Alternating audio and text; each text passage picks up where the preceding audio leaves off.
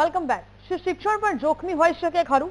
આ સવાલ એટલા માટે થઈ રહ્યો છે કેમ કે પોરબંદરમાં બેલાડી ગેટની અંદર આવેલી બિરલા સરકારી પ્રાથમિક શાળા રિપેરિંગ માટે પોકાર કરી રહી છે।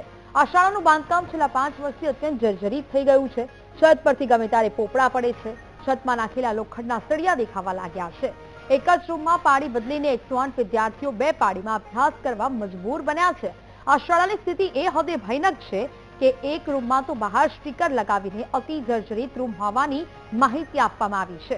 આવી સ્થિતિમાં જો કોઈ મોટી દુર્ઘટના સર્જાય તો જવાબદાર કોણ, તેવો સૌથી મોટો સવાલ ઊભો થઈ રહ્યો છે।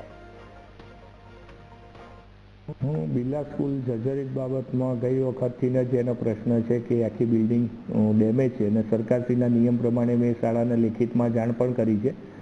એ શાળાને પણ સમગ્ર જિલ્લાની જેટલી પણ શાળાઓ ડેમેજ છે અને અમે પરિપત્ર કરેલો છે કે કોઈ પણ સંજોગોમાં ડેમેજ શાળાઓ વાપરવી નહીં। એની જગ્યાએ વૈકલ્પિક વ્યવસ્થા જો થતી હોય તો આપના લેવલે વૈકલ્પિક વ્યવસ્થા કરીને શિક્ષણ કાર્ય અપાવું, જેના કારણે વિદ્યાર્થીઓને કોઈ જાનમાલનું નુકસાન ન થાય। અને સાથે સાથે અમે એ પણ કહ્યું છે કે જો બીજી વ્યવસ્થા ન થતી હોય તો ઓનલાઈન પણ ભણાવવું। ભાજપ સરકાર છે એ એમ માને છે કે પ્રવેશ ઉત્સવમાં વિદ્યાર્થીઓને દફતર દેવાથી અને સોશિયલ મીડિયામાં ફોટા મૂકવાથી શિક્ષણનો વ્યાપ વધી જતો હોય છે। વાસ્તવમાં એવું નથી હોતું। એ સ્કૂલની હાલત ખૂબ જ ખરાબ છે અને પડે એવી સ્કૂલ છે।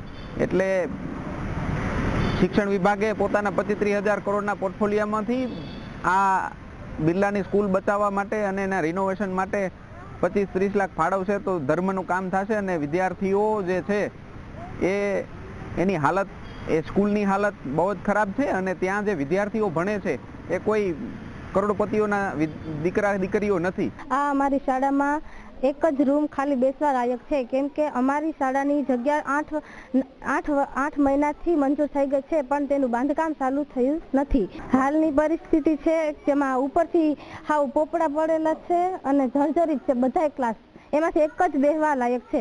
જે બિરલા પ્રાથમિક શાળા છે તેની હાલત બહુ ખરાબ છે, બહુ જોખમી છે, બાળકો માટે પણ જોખમી છે અને શિક્ષકો માટે જોખમી છે।